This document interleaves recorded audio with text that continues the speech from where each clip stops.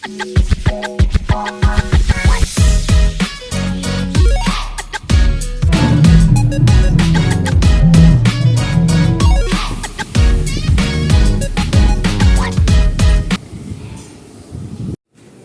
Guys, welcome back to my YouTube channel. और मेरे पापा के घर में ये मेरे पति जी फ़ैन खोल रहे डाइनिंग वाली, क्योंकि गर्मियाँ आ गई है और शुरू में तो एसी नहीं चलेगी, इसलिए फ़ैन ही चलाना है।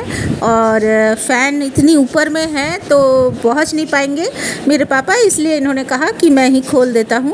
और अभी लंच कर रहे हैं। ये फ़िश कालिया, मटन नहीं है, चिकन है, चिकन कौशा, मम्मी के हाथ की बनी हुई सुपर हिट खीर। दुनिया की सबसे टेस्टी खीर ये है, इतनी अच्छी गुड़ से बनने वाली खीर है। तो इसका मज़ा ले रहे हैं मेरे पतिदेव। और गैस जो चूल्हा है इसको किया जा रहा है शुद्ध, क्योंकि मैं पूड़ी खाऊंगी। आज थर्सडे है तो हम लोग आज चावल नहीं खाएंगे, मैं मम्मी पूड़ी खाएंगे और उसके साथ गोभी और आलू की भाजी होगी, फूल गोभी और आलू की भाजी बनेगी। ये बन रही है तो इसलिए गैस पे नॉनवेज बना था, मैंने शुद्धिकरण कर इस तरह से ओम विष्णु बोल के ना चूल्हे की शुद्धिकरण होती है। एक्चुअली चूल्हे में ना गैस स्टोव में हम लोग के नॉनवेज बनता रहता है, चिकन बना था, फिश बना था, एग बनता है, सब कुछ बनता है इसी में। तो फिर ये जो पूड़ियाँ बन रही है तो तल के थोड़े लड्डू को देने हैं। लड्डू अभी है यहाँ पर, थर्सडे है, थोड़ी सी महालक्ष्मी को भी देने हैं। अगर पॉसिबल हुआ तो मंदिर में भी थोड़ा चढ़ावा दे दूँगी। तो इसलिए ओम विष्णु करके 3 बार इस तरह से पानी से छिड़काव करके उसी 3 तुलसी के पत्ते को चूल्हे पर रख देना है। तो ये आपकी ऑटोमेटिकली शुद्धिकरण हो जाएगी चूल्हे की, कि जितना भी नॉनवेज खाना बना हुआ है सारे का प्रभाव चल जाएगा, बाहर निकल जाएगा। और वैसे भी आग, पंडित जी कहते हैं, हम लोग पंडित जी कहते हैं कि आग और वायु और जल, ये तीनों ऑटोमेटिकली प्योरीफाइड एलिमेंट्स हैं। इनके अंदर में कभी भी कोई शुद्धिकरण करने की ज़रूरत नहीं होती है, ये अपने आप में ही शुद्ध है। गाइस, अभी सुमन जी मज़ा ले रहे हैं ससुराल के अच्छे खाने का, और मैं मज़ा ले रही हूँ मम्मी के हाथ के बने हुए खीर का, क्योंकि ये इतना अच्छा खीर बनाती है। क्या होता है हमारे बंगाल में बोलते हैं पायस। तो बेसिकली लोग लड्डू और भोग चढ़ाते हैं इस तरह की खीर। और आज थर्सडे है तो दोपहर में चावल नहीं लेना है, तो साल में मैं 2 बार या 3 बार पूरी खाती हूँ, क्योंकि पूरी is quite unhealthy kind of recipe, जिसको जितना कम लो उतना ही अच्छा है। तेल रहता है, मैदा रहता है, क्या क्या रहता है। तो आटे से बनाने बोले हैं और थोड़ा कम तेल में तलने बोले हैं, लेकिन आज पूरी ही खाऊंगी मैं, चावल नहीं खाऊंगी, थर्सडे है। और बहुत मज़े के खाने हम लोग खा रहे हैं यहाँ पे। अच्छा, ऐसा ही मतलब 5 तरह के अच्छे खाने, अच्छी बातें, अच्छा माहौल। जो लोग बाहर में रहती है या घर में ही रहती है, लेकिन मतलब हमेशा दूसरों को बनाकर खिलाती है, जो औरतें शादीशुदा, वो ससुराल में इस तरह की ट्रीटमेंट उन लोगों को कितनी बार मिली है, ये मुझे शेयर करना है। जिन लोगों को मिली है वो ज़रूर लिखें कमेंट बॉक्स में कि हम लोगों को भी ससुराल में इस तरह से लोग 5 तरह का बना के खिलाते हैं और अच्छी बातें करते हैं। तो ऐसा कितने लोगों के साथ हुआ है? कौन सी बहुएँ हैं? Raise your hand. गाइस, घर वापस आ गई हूँ और घर आके देख रही थी सुमन जी वाटरिंग कर रहे थे सारे प्लांट्स में। और अभी एक बहुत अच्छी न्यूज़ आई है। मेरे एक सब्सक्राइबर भैया ने, जो कि पुलिस डिपार्टमेंट है में काम करते हैं, वेस्ट बंगाल गवर्नमेंट के पुलिस में है, तो वो भैया है विजय कुमार भैया, उन्होंने मेरे लिए हैप्पी बर्थडे का एक बहुत ही खूबसूरत सा गिफ्ट भेजा है। And it's a pleasure. Thank you Vijay Dada. Hi guys, और अभी शाम के बज रहे हैं 6:30, तो मैं बैठी हूँ बिल्कुल ओपन स्काई के नीचे।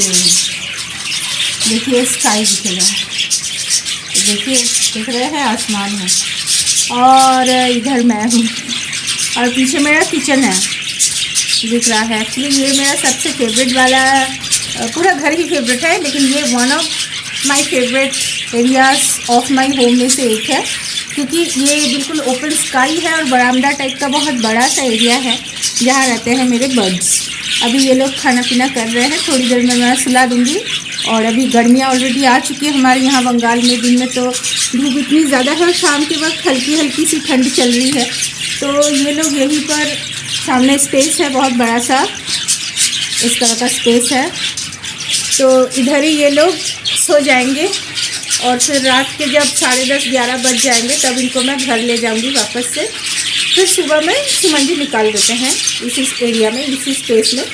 और यहाँ शेड भी है डिफरेंट काइंड्स के, तो अकॉर्डिंग टू दैट हम लोग गर्मी के टाइम में जब बाहर रहते हैं, मैं ड्यूटी जाती हूँ, वो भी निकल जाते हैं अपना ड्यूटी, तो हम लोग क्या करते हैं, बर्ड्स देखने के लिए एक हाउस होल्ड हेल्पर है हम लोगों की, हाउस होल्ड हेल्पर। तो वो बर्ड्स देख के उनको खाना देती है, उनको पानी देती है, सब कुछ चेंज करके देती है। और हम लोग बर्ड्स की सहूलियत के हिसाब से उनको एरिया चेंज कर करके रखते हैं। उनका बोरियत का ध्यान रखते कि उनको बोर फील ना हो, क्योंकि बर्ड्स बीमार होते हैं मेनली बोर होने की वजह से। ह्यूमन होम और हाउस होल्ड में जब ये लोग रहते हैं तो इनको बाहर घूमने की आज़ादी नहीं होती और ये कहीं भी नहीं जा सकते हैं। और बर्ड्स को घूमना और फ्री रहना बहुत पसंद है, फ्रीडम, इसलिए हम लोग गेट भी खोल देते हैं, जिसको जाना है जाए, रहना है रहे। लेकिन ये लोग जाते नहीं हैं, वापस से उसी में आ जाते हैं और घर में लेके छोड़ देते हैं।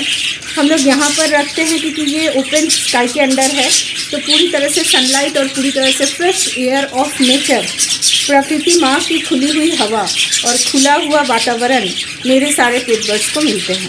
गर्मी के टाइम में अंडर शेड, सर्दी के टाइम में ऑन डायरेक्ट फुल सनलाइट, और बारिश के टाइम में अंडर शेड। मतलब दिन में ज़्यादातर टाइम ये लोग इस एरिया में बाहर में रहते हैं और रात में अंदर रहते हैं। अंदर में बहुत बड़ा सा एरिया है हम लोग का, वहाँ पे रहते हैं। और देखिए क्या कर रहे हैं मेरे बर्ड्स, दिखाती हूँ मैं। और यहाँ बैठ के मुझे बहुत मज़ा आ रहा है।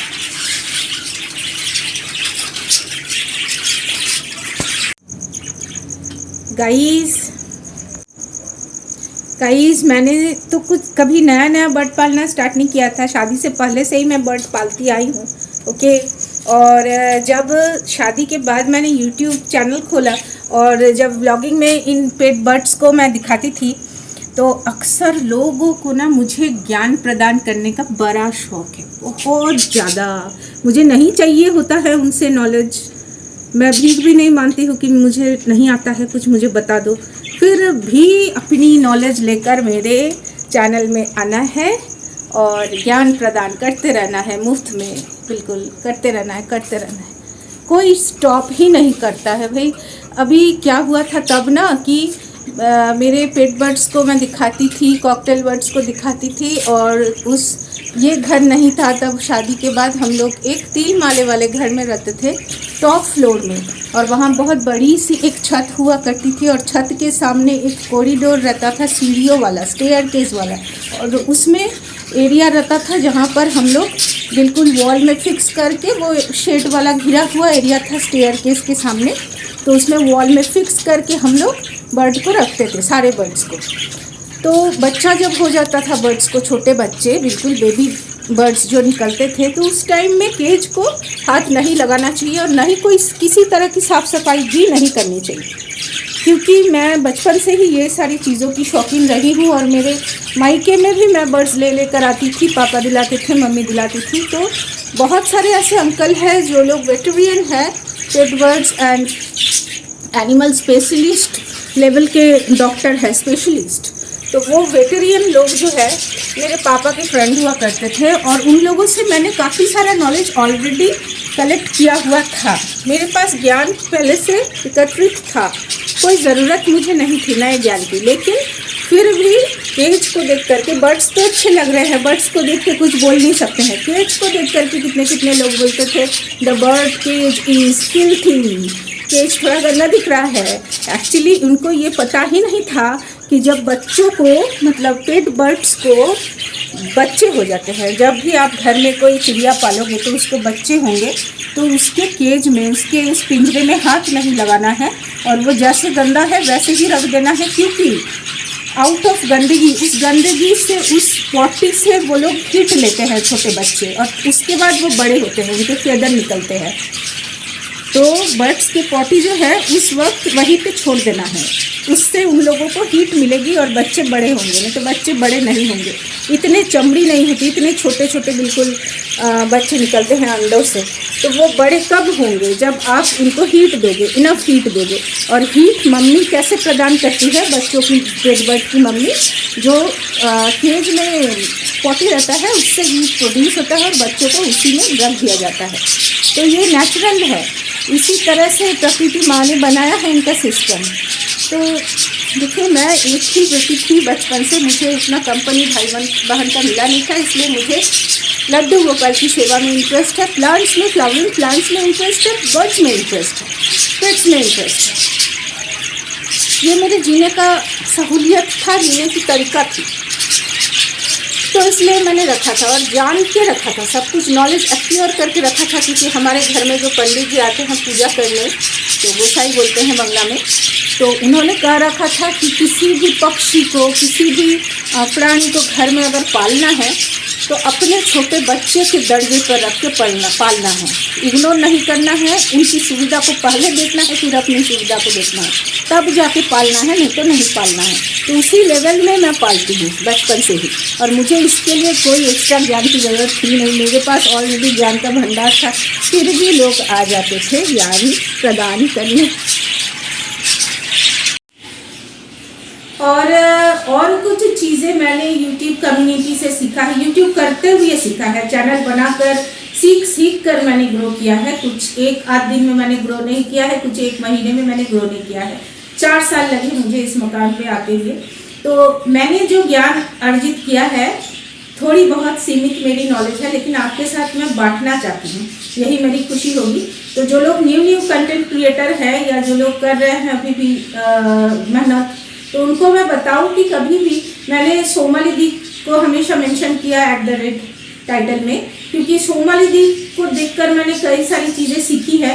उसमें से नंबर 1 है कि अगर आपको मीन कमेंट आता है, किसी की बुरी कमेंट आती है, तो उसके बारे में बात नहीं करनी है। क्योंकि सोमाली दी ने पहले मना किया था कि ऐसे ऐसे कई लोग लिख रहे हैं, नेगेटिविटी फैला रहे हैं, नकारात्मक शक्ति फैलाने की कोशिश कर रहे चैनल के अंदर में, ऐसा क्यों बंद करो। तो उसके बाद नेगेटिव कमेंट की बारिश हो गई। सब लोग मिलकर, जिनको नहीं भी लिखना था वो भी एंजॉय कर रहे हैं, लिखे जा रहे हैं कि एटलीस्ट हमारा नाम तो हमें कोई नहीं जानता, इनको सब लोग जानते हैं, तो हमें जान जाएंगे, हमारा नाम तो एटलीस्ट आएगा आईडी से कि हम ये हैं। किसी किसी को इसी के द्वारा फेमस होना था कि हम नेगेटिव कमेंट लिखेंगे और हमको लोग जान जाएंगे कि हमने लिखा है, क्या बड़ा काम किया है, आया है। तो इस तरह से नेगेटिव कमेंट के बारे में बात नहीं करें तो अच्छा है, क्योंकि एक करेंगे तो और 5 आ जाएंगे पीछे लिखने के लिए। ये मैंने भी एक्सपीरियंस किया है, हमारे इंडिया में ही शायद ऐसा है, दुनिया में कहीं ऐसा शायद नहीं है कि आप सेम ऑक्यूपेशन से हो, सेम प्रोफेशन से हो। YouTube is also a noble profession.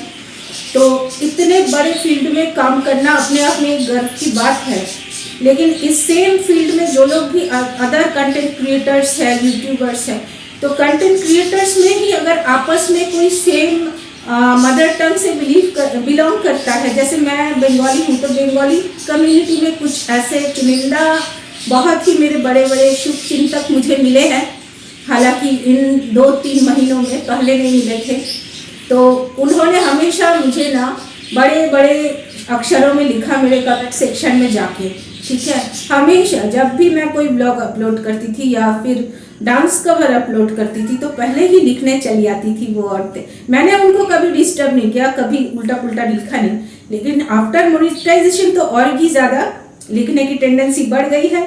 और पहले भी बिफोर मोनेटाइजेशन भी कुछ लोग लिखते थे, लेकिन आफ्टर मोनेटाइजेशन नेक्स्ट डे से ही उनका स्टार्ट हो गया वो लेवल की हम बंगाली है, वो भी बंगाली है, चलो इसको कैसे दबाया जाए या नॉल। तो इस तरह से शुरू हो गए थे। हमेशा तुम्हारा वो ठीक नहीं है, तुम्हारा ये देखो, वो चेक करो, ये चेक करो। मैं चेक करके ही वीडियो डालती हूँ और मुझे सही लगता है। At that point of level I feel it is correct, और उसके बाद ही मैं अपलोड करती हूँ। अगर किसी को परेशानी है ना देखे, कोई प्रॉब्लम नहीं है। लेकिन हाँ, ये ज़रूर है कि मैंने जिनको कभी गलत लिखा नहीं है, वो ऐसे ऐसे कमेंट एक औरतें लिखती थी, मैं उनको मेंशन नहीं करना चाहूँगी, कभी भी नहीं। लेकिन ये मुझे एक नॉलेज भी मिला है कि अदर कंटेंट क्रिएटर्स भी मुझे देखकर, सोमाली दीदी को देखकर मैंने सीखा है, मुझे देखकर कुछ लोग ये सीख सकते हैं कि अगर आपको किसी ने कुछ गलत लिखा है एक बार, उसके बारे में दूसरे कंटेंट क्रिएटर से आपने चर्चा की तो वो भी घूमकर नेक्स्ट दिन आपको गलत लिखने आ जाएगी। ये पता नहीं लेवल ऑफ इंटरेस्ट है कि क्या है, मुझे पता नहीं है, लेकिन ऐसा हुआ है तो फिर ऐसा होता ही होगा शायद। मैंने सोमाली दी से भी पूछा था इंस्टा में कि दीदी ऐसा क्यों, तो वो बोलती है कि अगर मुझे देखकर तो सीख रही हो तो कुछ लोगों को ऐसा मज़ा आता है करने में, तो let them enjoy their job, मुझे कोई कुछ नहीं है। तो मेरा जो एक्सपीरियंस है मैंने आपके साथ शेयर किया, यही बात है। और आज तो इस तरह से बीत गया है बहुत अच्छे से, उस घर से इस घर में आई हूँ। और सबसे अच्छा लगा सब्सक्राइबर का गिफ्ट, मैं दिखाती हूँ आपको। ये देखिए गाइस, इस तरह से आया है मेरे पास गिफ्ट। मैं उस दिन घर आई और घर आने के साथ ही साथ ये गिफ्ट आई मेरे लिए पार्सल। तो ये जो जिस भैया ने भेजा है वो WB वेस्ट बंगाल गवर्नमेंट के पुलिस ऑफिसर है। Thank you so much for the lovely gift you have gifted me on my birthday. और इस तरह का है, बहुत ही सुंदर सी कुर्ती उन्होंने भेजी है मेरे लिए, और उसके साथ इस तरह की प्लाजो है विच इज़ ब्यूटीफुल। और ये कलर मुझे वैसे भी बहुत ज़्यादा पसंद है, इस तरह के पर्पल शेड ग्रीन मुझे बहुत बहुत बहुत ज़्यादा पसंद है। तो इस तरह से प्यार बरसाते हो आप लोग तो बहुत अच्छा लगता है। और कुछ लोग मेरे बर्थडे में भी बहुत अच्छे अच्छे गिफ्ट दिए थे, सब्सक्राइबर कुछ आए थे वहाँ पर भी स्पेशली। और इस तरह से घर में गिफ्ट भेजते हैं तो बहुत बहुत बहुत स्पेशल लगता है।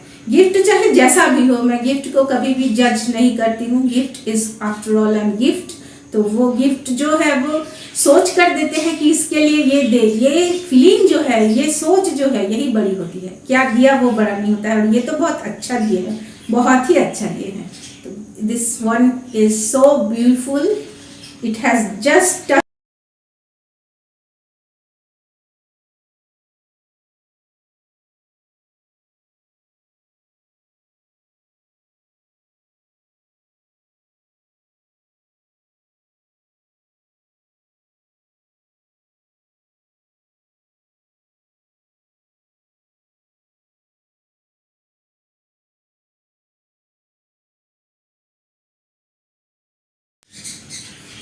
So guys, till then के लिए bye bye. Keep the positivity always inside you. Keep smiling.